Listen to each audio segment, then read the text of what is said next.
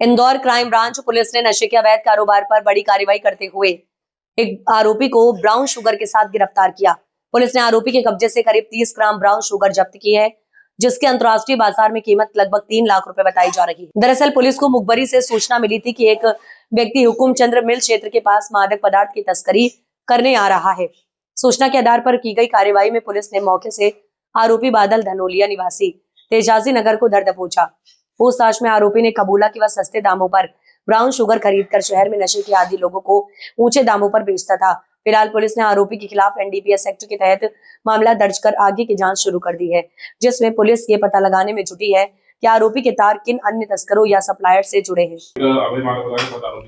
अवैध मादक पदार्थों के खिलाफ लगातार इंदौर पुलिस कमिश्नरेट में लगातार कार्रवाई की जा रही है। इसी तरह में क्राइम ब्रांच को सूचना मिली थी कि हुकुमचंद मिल एरिया रोड पर सत्यसाई मंदिर के पास एक व्यक्ति है जो कि यहाँ पर सप्लाई करने की नियत से इंदौर में इस एरिया में घूम रहा है। इस पर से सूचना पर से क्राइम ब्रांच की टीम के द्वारा घेराबंदी करके बताए हुए स्थान पर और उस व्यक्ति की घेराबंदी की। जब व्यक्ति मुख्य रूप के बताए हुए स्थान पर आया तो उसको घेराबंदी करके उसको हिरासत में लिया गया, उससे पूछताछ की गई और उसके कब्जे से 30 ग्राम ब्राउन शुगर मिली है, जिसमें थाना क्राइम ब्रांच में 8/21 एनडीपीएस एक्ट के तहत केस रजिस्टर किया कर इन्वेस्टिगेशन में लिया गया है। आरोपी का नाम बादल धनेलिया है, जो कि तेजाई नगर का रहने वाला है। मूलतः इंदौर के विभिन्न थानों में इसके खिलाफ लगभग आधा दर्जन अपराध पंजीबद्ध हैं और इसके एक 30 ग्राम ब्राउन शुगर और एक बाइक जब्त कर ली गई है, जिसकी कीमत लगभग ब्राउन शुगर और बाइक की मिलाकर 4 लाख रुपए है। ये बैक ट्रेसिंग की जा रही है और उस व्यक्ति को भी आरोपी बनाया जाएगा जिसके यहाँ से लेकर आ रहा था।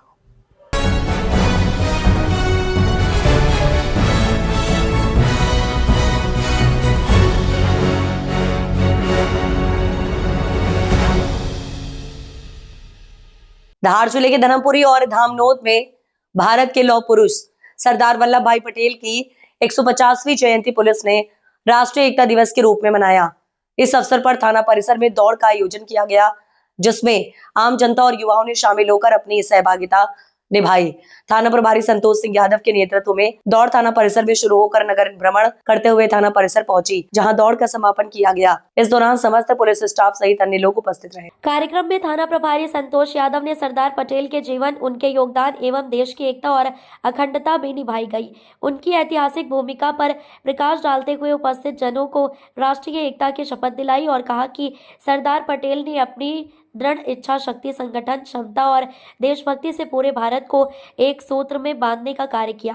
आज के दिन हमें उनके जीवन से प्रेरणा लेकर देश की एकता, अखंडता और जनसेवा के प्रति समर्पित रहने का संकल्प लेना चाहिए। वहीं धामनोद थाना परिसर में भी राष्ट्रीय एकता दिवस मनाया गया। इस अवसर पर नगर पुलिस स्टाफ, पत्रकार, वरिष्ठ गण व जनप्रतिनिधि उपस्थित हुए।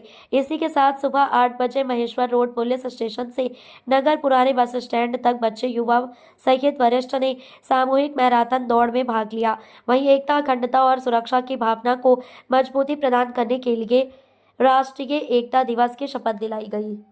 हाँ, धामनोद थाने द्वारा वल्लभ जयंती पर क्या कार्यक्रम कराया गया? जैसा कि सबको पता है, आज राष्ट्रीय एकता दिवस है और उसी के तहत आज एकता दौड़ का आयोजन किया गया था और जिसमें धामनोद के सभी जन सम्मिलित हुए और इस आयोजन को सफल बनाया। धामनोद थाने से ये दौड़ शुरू हुई थी, जहाँ पर हमने एक शपथ समारोह विधि की। उसके बाद में दौड़ का शुभारंभ किया गया और पुराना बस स्टैंड धामनोद से ये दौड़ का समापन है। आपका नाम? मैं धामनोद मोनिका।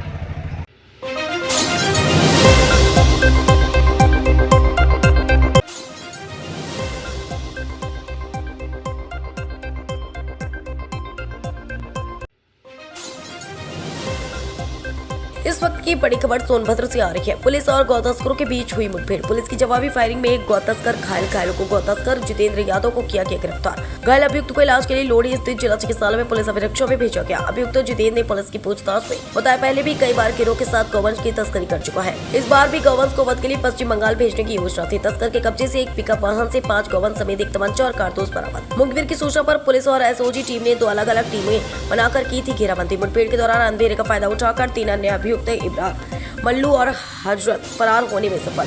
बरामदगी और गिरफ्तारी के आधार पर संबंधित धाराओं में मामला दर्ज। पुलिस ने फरार अभियुक्त की गिरफ्तारी के लिए टीमों का गठन किया और आगे की कानूनी कार्रवाई में लगी। रॉबर्ट्सगंज थाना क्षेत्र के दुमहिया पुलिया के पास पुलिया और गौ तस्करों के बीच मुठभेड़।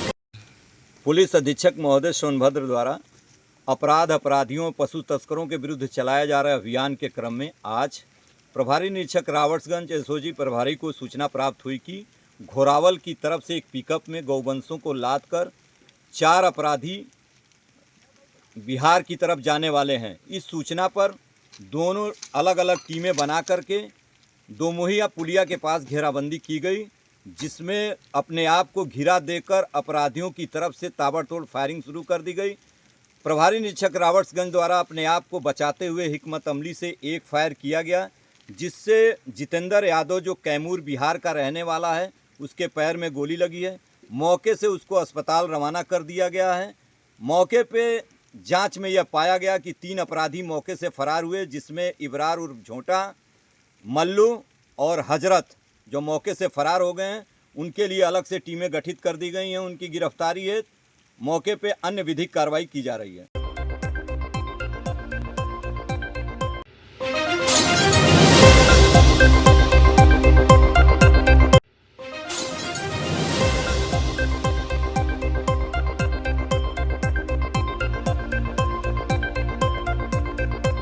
खरगोन जिले के सरावा क्षेत्र के खोड़वा घाट पर मजदूरों से भरी ट्रैक्टर ट्रॉली पलट गई, जिसमें 22 मजदूर घायल हो गए। घायलों में महिलाओं बच्चे भी शामिल हैं।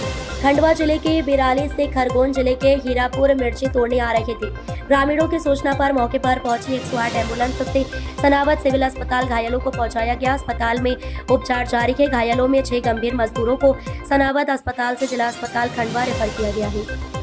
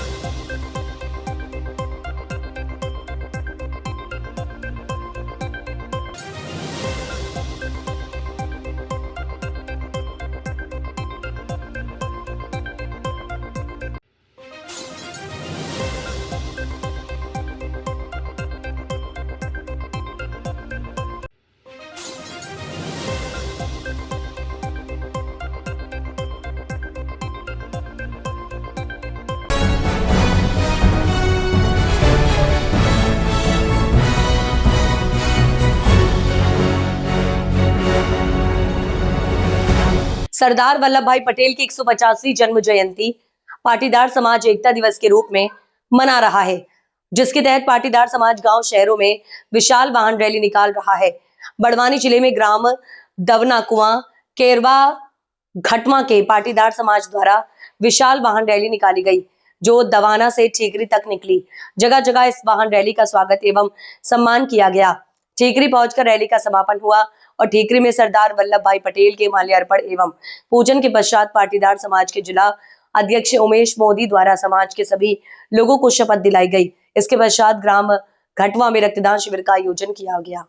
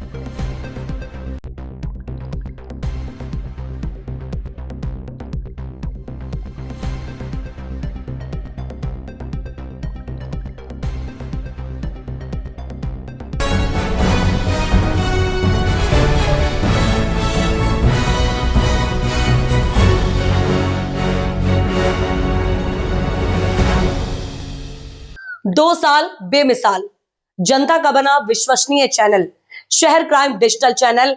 गूगल ने भी माना शहर क्राइम डिजिटल चैनल।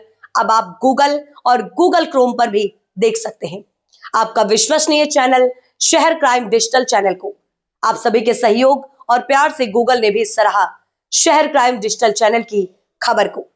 धन्यवाद आप सभी के प्यार और स्नेह का। शहर क्राइम डिजिटल की खबरों को प्रशासन भी लेता है संज्ञान। आज हम बात कर रहे हैं डिजिटल दरबार की, जो मौसम का पूर्वानुमान बताते हैं। देखिए शहर क्राइम डिजिटल चैनल की विशेष रिपोर्ट।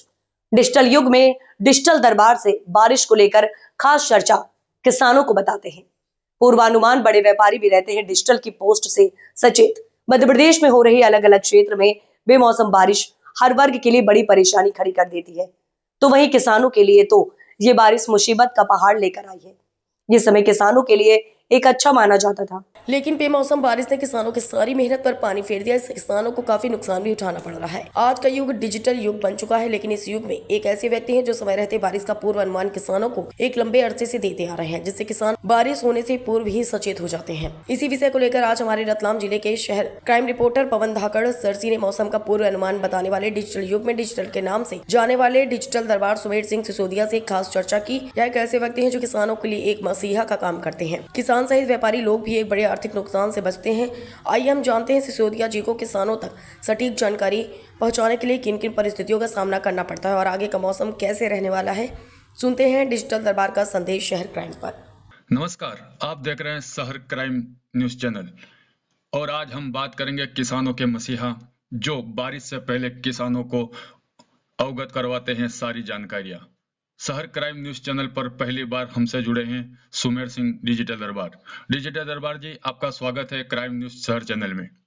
बहुत बहुत धन्यवाद सर आपका। जी, किस प्रकार से आप बारिश से पहले किसानों को सचेत कर देते हैं और क्या अनुभव आपका रहता है, थोड़ा हमारे दर्शकों को बताइएगा।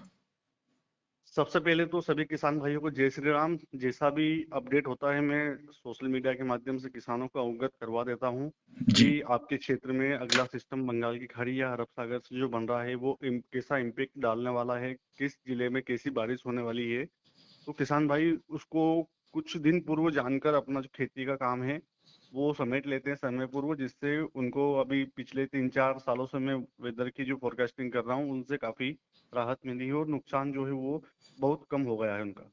जी, और इस बीच लोगों के आपके पास कई कॉल मैसेज भी आते होंगे, उनको किस तरह से आप फॉलो करते हैं हुकुम? देखिए, एक मैं किसान परिवार से जुड़ा हुआ हूँ, इसके साथ साथ मैं फोन तो आते हैं किसानों के, पर मैं बहुत कम ही रिसीव कर पाता हूँ क्योंकि कृषि कार्यों की व्यस्तता ज्यादा होती है और किसानों को मैं जब सूचना देता हूँ तो वो सूचना मेरे ऊपर भी लागू होती है कि जल्दी से जल्दी खेती का काम निपटा लो, अन्यथा बारिश आ जाएगी। तो फिर भी मैं जितना भी संभव हो सकता है जानकारियां किसानों को देता हूँ, फोन उठाता हूँ। किसी के यहाँ वैवाहिक कार्यक्रम होता है, किसी के यहाँ पगड़ी का कोई कार्यक्रम होता है, तेरहवीं का, तो इन चीजों को मैं स्पेशली फोकस करके और खुद थोड़ी देर समय बिताकर सोशल उस पे अपने सिस्टम पे मैं देखकर उनको सटीक अनुमान बताता हूँ कि आपके यहाँ कार्यक्रम है तो आपको घर पे करना है या किसी धर्मशाला में करना है। जी बिल्कुल, अगर वहीं भी बात करें तो आप लगातार सोशल मीडिया पे हर प्लेटफॉर्म पर एक्टिव रहते हैं, लगातार आप कहीं ना कहीं कार्यक्रमों में आपका आना जाना रहता है, वहां पहुंचते हैं तो वहां के जो आपके बीच जो दर्शक रहते हैं, जो आपके सब्सक्राइबर मित्र लोग रहते हैं, उनकी आपके बीच में क्या प्रतिक्रिया आप महसूस करते हैं? जी, बहुत अच्छा प्रश्न पूछा आपने। किसानों के बीच में अब मेरा जो एक प्लेटफॉर्म है वो ऐसा बन गया है कि किसान सुबह उठकर चाय के बाद में जब किसी चीज की लत रहती है तो वो मेरे सोशल मीडिया अकाउंट को खोलकर देखता है। दूसरी लत ये है किसानों की कि आज क्या अपडेट है, अपने को काम करना है या नहीं करना है। तो जब ये सभी जानकारियां किसानों को मैं 4 साल से देता आ रहा हूँ, चूंकि मैं पहले बता चुका हूँ, तो जब मैं किसानों के यहाँ किसी प्रोग्राम में या कार्यक्रम में जाता हूँ तो एक स्वागत के तौर पे जब वो भीड़ इकट्ठा होती है आसपास और सेल्फियां जब चालू होती है पकड़ पकड़ के, कोई इधर से सेल्फी ले रहा है, कोई उधर से, कोई इधर फोटो खिंचवा रहा है, तो ये एक अनुभूति मुझे एक ऐसा एहसास करवाती है कि मैं खुद एक मुख्यमंत्री हूँ प्रदेश का। ये किसानों का प्रेम जो कि मुझे काफी अच्छा लगता है। सोशल मीडिया पर आप कहाँ बारिश की जानकारी देते हैं और किन किन प्लेटफॉर्म पे आप एक्टिव रहते हैं? जी, ये सबसे पहले तो मैंने व्हाट्सएप लेवल पे एक काम चालू किया था छोटे स्तर पर, जब मेरे गांव के लोग देखते थे मुझे आज से 4 साल पहले। उसके बाद में अन्य लोगों के भी फोन आने लगे कि यार हमारे यहाँ कार्यक्रम है तो क्या होगा, बारिश आप जो बता रहे वो हो रही है। धीरे धीरे मैंने इसको फेसबुक पे डालना चालू किया। फेसबुक पे 2 लाख 2.5 लाख के लगभग परिवार बन गया है। जी।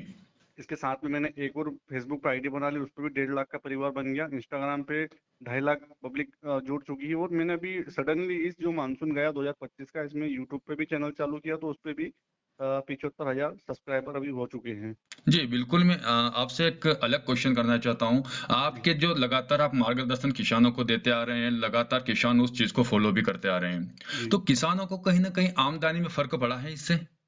जी, ये तो खुद किसान बताते हैं। जी, जब मैं उनके कमेंट पढ़ता हूँ सोशल मीडिया पर कि आपने जो बताया था कि जी, बारिश का स्पेल आने वाला है, तो हमने हमारा जो खेती का काम बचा हुआ था, किसी की मक्का रखी हुई थी, किसी की फसल लहसुन रखी हुई थी, किसी की सोयाबीन रखी हुई थी, तो आपके वीडियो को देखकर हमने काम समेट लिया और नुकसान जो था हमारा होने वाला वो आपके वीडियो को देखकर हमारा नुकसान बच गया। कहीं ना कहीं प्रत्यक्ष या अप्रत्यक्ष रूप से देखा जाए तो किसानों को इस चीज का अच्छा बेनिफिट मिल रहा है। ये खुद किसान बता रहे हैं, ये मैं मेरी तारीफ नहीं कर रहा हूँ। किसानों के कमेंट में अधिकांश कमेंट ऐसी आती है, कई कमेंट ऐसी भी आती है कि आपने बोला था बारिश आएगी और हमारे यहाँ वैवाहिक कार्यक्रम था तो हमने बगैर विलंब किए धर्मशाला में शिफ्ट कर लिया। बारिश बहुत हुई तो वैवाहिक कार्यक्रम भी पूर्ण हुआ अच्छे तरीके से। तो कहीं ना कहीं फायदा जरूर हो रहा है उनको। अब बात करें आपके नाम की लेकर। जी आपका नाम जैसे कि सुमेर सिंह दरबार के नाम से आपको जाना-पहचाना जाता है, लेकिन बिल्कुल। आपको एक नया नाम मिला है डिजिटल दरबार। जी क्या है इसका उद्देश्य क्या है? मूल उद्देश्य क्या है इसका? देखिए, किसान परिवार से जुड़ा हुआ हूँ और खेती का रकबा थोड़ा ज्यादा भी है मेरे यहाँ। 125 बीघा जमीन इंदौर जिले से निवासरत हूँ मैं। जी, इंदौर के पास में गांव है। तो जब वो सुमेर सिंह सिसोदिया स्कूल का नाम था तो मैं जब किसानों को मौसम की जानकारियां देने लगा तो वो क्या किसान भाई उनको देखकर बोलते थे कि आपने जो भी जानकारी यहाँ से भी निकालते हो वो प्लेटफॉर्म बहुत तगड़ा है, बहुत डिजिटल है, आप डिजिटल तरीके से जानकारी देते हो। और दरबारों में सबसे ज्यादा हालांकि मैं राजपूत कास्ट से हूँ तो जी, दरबार जब सरनेम लगती है हमारे इसमें। जी। तो किसानों ने खुद बोला कि यार आप डिजिटल तरीके से जानकारी देते हो, बाकी दरबारों में सबसे हटके आपको बनाती है। तो धीरे धीरे ये टैगलाइन बन गई डिजिटल दरबार के, तो मैंने भी इसको अपना लिया और मैं खुद डिजिटल दरबार लगाने लग गया। तो कहीं न कहीं दरबार इसमें आपको बड़े राजनीतिक हस्तक्षेप भी झेलने को मिले होंगे। कहीं न कहीं आपने शायद शुरुआत करी होगी तो आपको कहीं न कहीं कठिनाइयों का सामना भी करना पड़ा होगा और आज उन कठिनाइयों को भी झेलकर आप इस बड़े अच्छे प्लेटफ़ॉर्म पर हैं। इसको लेकर आप क्या कहेंगे? हाँ, बहुत अच्छा प्रश्न पूछा आपने। कठिनाइयां तो शुरुआती दौर में हर इंसान को आती है। जब मैंने मौसम की जानकारियां देना चालू करी तो जो सरकारी मौसम विभाग है उससे पहले भी मैं फोरकास्टिंग करने लग गया। तो कहीं ना कहीं उंगलियां मेरी तरफ उठी कि आप किसानों को जानकारी देते हैं, इससे भगदड़ मचती है, आप किसानों को जानकारी देना बंद कीजिए। अब वो कारण क्या था मैं तो नहीं जान पाऊंगा कि क्या था विशेष, और इसके अंदर को जाना भी नहीं है। हो सकता है किसान आरोप लगाने लग गए हो कि सरकारी मौसम विभाग जो है वो जानकारी नहीं दे रहा है और ये किसान का बेटा जानकारी दे रहा है। तो इसका विरोध मुझे झेलना पड़ा। बाकी थोड़ा बीच में डर भी गया था मैं, क्योंकि उस समय मेरा खुद का एक लेवल कम था किसानों के बीच में। जी, पर आज लाखों लोगों का जब परिवार बना तो मुझे किसी चीज का डर भी नहीं है, क्योंकि मैं खुद एक राजनीतिक परिवार से बिलोंग करता हूं। तो बड़ी बड़ी राजनीतिक जो मेरे पास में डराने धमकाने के लिए फोन आते हैं तो उसको मैं इग्नोर करके मैं मेरा काम करता रहता हूं, और जो भी परेशानी आती है वो मैं मेरे स्तर से निपट लेता हूं उनसे। कहीं न कहीं आपने ये एक ज़िक्र किया है कि सरकारी प्लेटफ़ॉर्म पर जो आप डालते हैं उसमें आपको कई परेशानियों का सामना भी करना पड़ा है। लेकिन एक बात ये भी है कि सरकारी प्लेटफ़ॉर्म जब बारिश की चेतावनी देता है, उससे पहले आपके प्लेटफ़ॉर्म पर आपके नाम से होर्डिंग जारी हो जाते हैं। बिल्कुल, बिल्कुल। ये है कि जैसे किसानों को मैंने अभी जो बारिश का दौर चल रहा है, आज 31 अक्टूबर है, तो पिछले जो 5-6 दिनों से बारिश का दौर चल रहा है, इसकी फ़ोरकास्टिंग मैं दीपावली के भी 8 दिन पहले से कर रहा था। जी, और मैंने किसानों को बोल दिया था दीपावली के 8 दिन पहले से, दीपावली के 8 दिन बाद में क्या होने वाला है, 15 से 16 दिन का अनुमान था मेरा। मैंने जी। बताया भी था कि 25 तारीख के बाद में फिर उलटफेर होने वाला है, अपना काम जल्दी निपटा लीजिए किसान भाइयों। तो किसानों ने उसको निपटाया। हालांकि मौसम विभाग ने उस समय कुछ फोरकास्टिंग जारी की थी, नहीं जारी की थी, वो मुझे ध्यान नहीं है, पर मैंने 16 से 17 दिन पहले बोल दिया था, जो किसान उस चीज का अनुभव करके जो अपना लाभ ले चुका है। जी। शहर क्राइम न्यूज़ चैनल से जुड़ने के लिए आपका बहुत-बहुत धन्यवाद और शहर क्राइम न्यूज़ चैनल के लाखों दर्शकों को आप क्या संदेश देना चाहेंगे? यही कि किसान भाइयों, ज्यादा से ज्यादा परिवार बन चुका है मेरा। फेसबुक इंस्टाग्राम पर लाखों लोग लाभ ले रहे हैं। तो यदि आपको भी फसल या फिर कहीं कार्यक्रम करने में या वो और कोई, हालांकि अब तो व्यापारी लोग भी जुड़े हुए हैं, मंडियों में माल उतारना, प्याज उतारना, नहीं उतारना, वो मेरे को मैसेज करके पूछ लेते हैं, जी। तो मैं उनको बता भी देता हूँ ताकि उनका भी नुकसान होने से बच जाए। तो यदि आप लोग भी सटीक जानकारी मौसम की लेना चाहते हैं तो फेसबुक, इंस्टाग्राम और यूट्यूब पर डिजिटल दरबार नाम से चैनल है, आईडी है, उसको जरूर फॉलो अच्छा, सब्सक्राइब कहीं ना कहीं कीजिएगा। आप किसान तो सीधे आपसे जुड़े ही है, व्यापारी लोग भी आपसे जुड़े हुए, तो व्यापारियों को भी कहीं ना कहीं काफी आपके संदेश के, आपके इस माध्यम से काफी मतलब व्यापारी लोगों को भी फायदा हो रहा है। अरे बिल्कुल सर, ये तो बहुत अच्छा, उनके लिए सोने पे सुहागा है। उनको जी। प्लेटफार्म पे माल उतारना चाहिए या फिर चद्दर सेट के नीचे उतारना चाहिए, ये मेरे वीडियो को देखकर वो डिसीजन लेते हैं। गत रात्रि में 3 व्यापारियों के फोन आए थे इंदौर मंडी से, एक बदनावर से भी आया, एक जी। रतलाम से भी आया था। यार अभी प्याज की आवक बढ़ी हुई है तो हम प्लेटफार्म पर नीचे खाली करें या फिर आवक को बंद करवा दें। तो मैंने कहा देखो, बारिश तो सर अभी अपने का 2 नवंबर तक देखने वाली है, बाकी आज 31 अक्टूबर को ज्यादा रहेगी। तो किसान भाई उनको मंडियों में से सूचना जारी कर दी गई कि अब माल ना लाए। आज अधिकांश मंडियां बंद भी है, क्योंकि मौसम की जानकारी मैंने उनको सबको दे दी थी। तो इंदौर, बदनावर, अपने आसपास की जो भी मंडियां, रतलाम हुआ, नीमच हुआ, ये सभी मंडियां आज लगभग बंद है। जी। तो व्यापारियों को भी कहीं ना कहीं फायदा हो रहा है, इसीलिए वो जुड़े हुए हैं। जी, बहुत बहुत धन्यवाद सुमेर सिंह जी। डिजिटल दरबार क्राइम न्यूज आपका बहुत बहुत आभार व्यक्त करता है। धन्यवाद सर। धन्यवाद।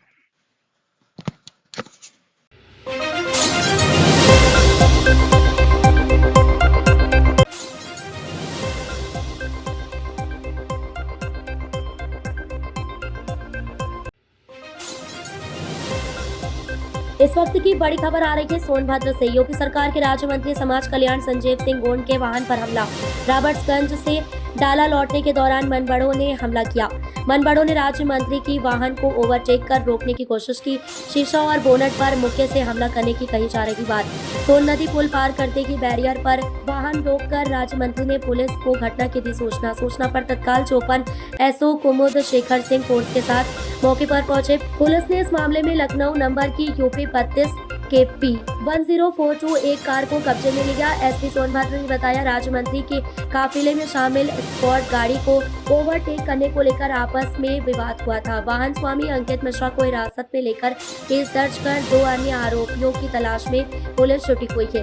राज्य मंत्री संजीव सिंह गोंड के अनुसार लोरी में टोल प्लाजा पार करने के बाद लखनऊ नंबर की एक कार उनके पीछे लगी हुई थी। चौपन थाना क्षेत्र के चौपन पुल के पास गुरुवार का मामला।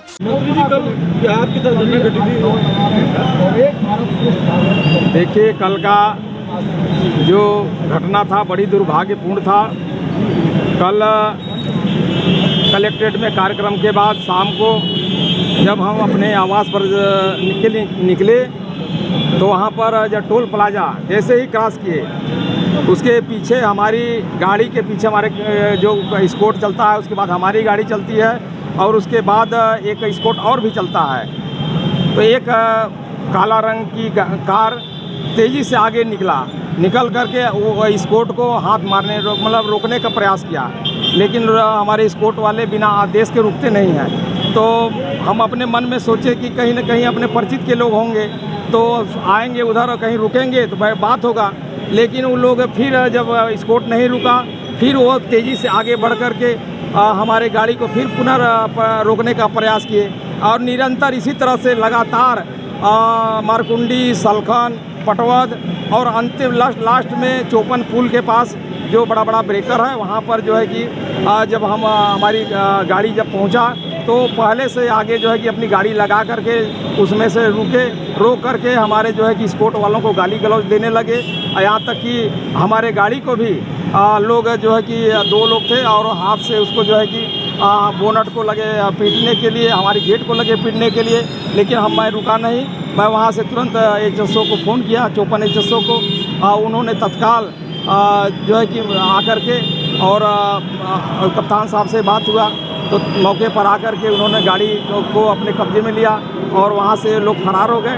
और किस मंशा से वो लोग कर रहे थे हमें जानकारी नहीं है कि वो लोग किस मंशा से ऐसा कर रहे थे और कौन लोग थे, ये जांच का विषय है। अभी थाने में जैसे सूचना मिला है कि थाने में पकड़े गए हैं और बैठाए गए हैं, अब पूछताछ कर रहे हैं। पूछताछ करने के बाद अब उनकी मंशा क्या है, जांच के बाद पता चलेगा। आप राज्य मंत्री हैं, क्या कारण हो सकता है कि ऐसा घटना हुआ? अब हम तो बता नहीं सकते क्या कारण हो सकता है, क्योंकि हमसे तो कोई किसी के मतलब किसी के साथ कोई किसी तरह का हमारे साथ मतलब कोई उस तरह का चाहे कोई भी आम जनता हो, हम व्यवहारिक तरीके से मिलते हैं। आवास पर जिसको काम समस्या होता है आवास पर जाते हैं या कहीं रास्ते में मिल जाते हैं, कहीं खड़े हैं वहाँ भी अपनी समस्या को बताते हैं। लेकिन ये अचानक जो है कि कार सवार लोग कैसे कहाँ से आए और कौन लोग थे ये सब हमें मालूम नहीं है। अब ये जांच का विषय है और जो पकड़े गए हैं वो लोग बताएंगे कि क्या ये मामला था और किस उद्देश्य से ऐसा कर रहे थे। कितने लोग पकड़े गए?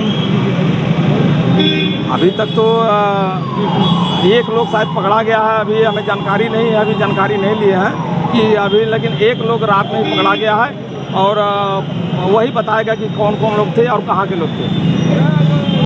क्या प्रकरण था सर?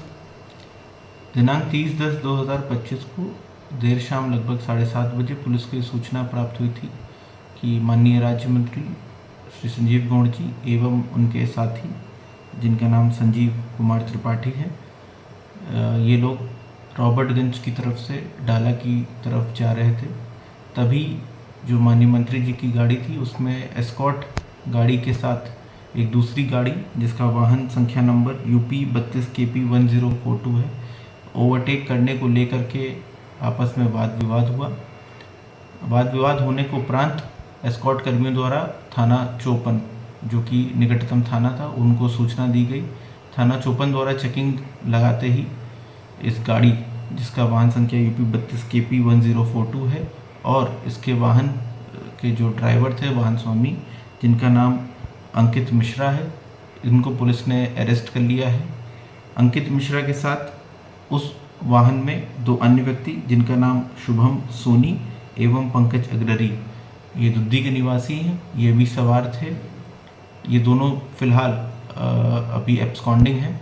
इसमें प्राप्त सूचना अनुसार जो जानकारी मिली है, इसमें माननीय मंत्री जी का जो काफिला था उसमें जो एस्कॉर्ट की गाड़ी थी उस एस्कॉर्ट की गाड़ी को ओवरटेक करने को लेकर के एस्कॉर्ट कर्मियों और ये जो व्यक्ति हैं अंकित मिश्रा, शुभम सोनी और पंकज अग्ररी, इनके साथ आपस में कहासुनी हुई थी।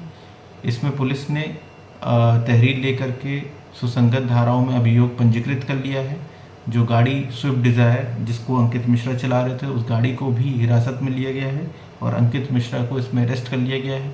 अन्य अभियुक्तों के लिए अरेस्टिंग की प्रक्रिया जारी है एवं इसमें आगे की अग्रिम विधिक कार्रवाई की जा रही है।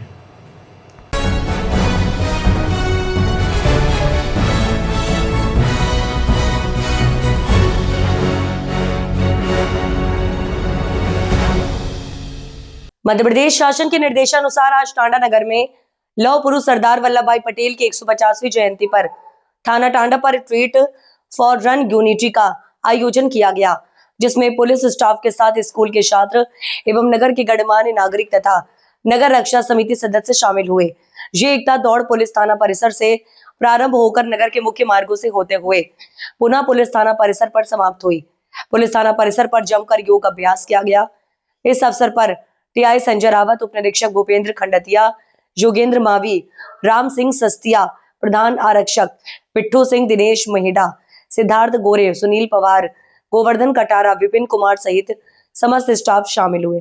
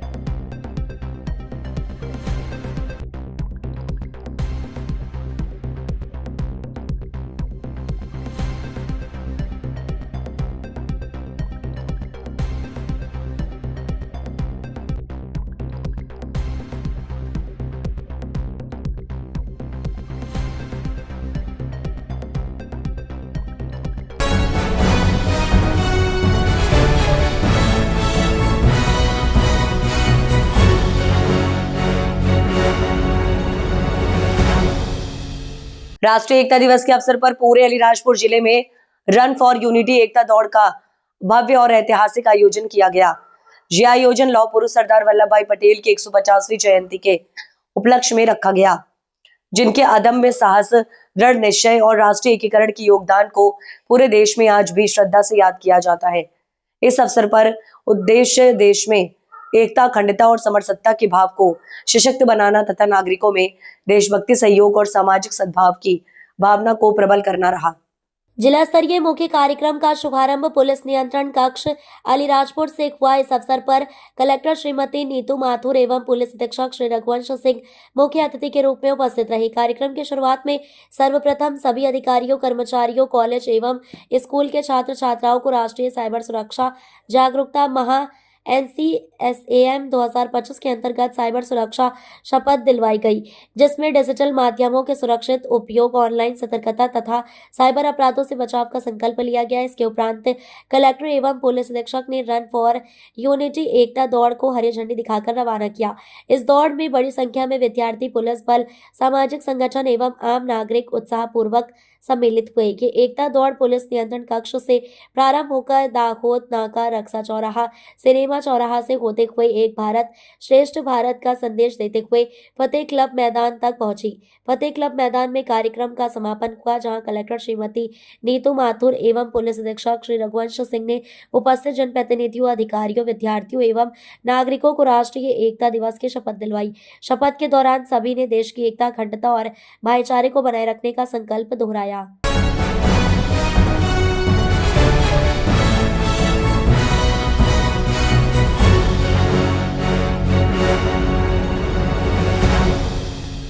कलेक्टर महोदय के निर्देश पर दिनांक 30/10/2025 को पलहर नगर 60 फीट रोड स्थित एक मकान पर कार्रवाई की गई, जिसमें गिरिराज गुप्ता रहते हैं। वे मल्हारगंज में प्रभु श्री ट्रेडर्स के नाम से दुकान चलाते हैं।